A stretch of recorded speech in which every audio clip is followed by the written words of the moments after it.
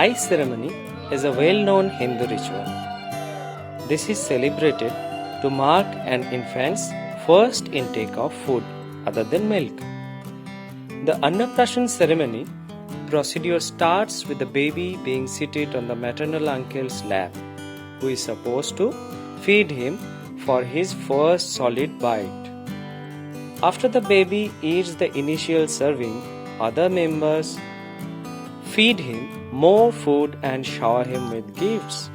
It is generally celebrated after 5 months of age and when infant's primary teeth are about to come out.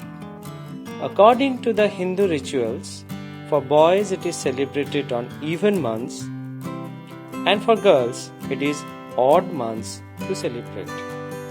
It was 7th August 2016 when all the well-wishers blessed Divyashi on the day of rice ceremony.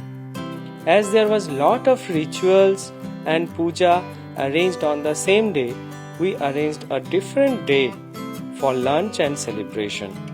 Relatives, friends and well-wishers were also present on the same day to make it memorable.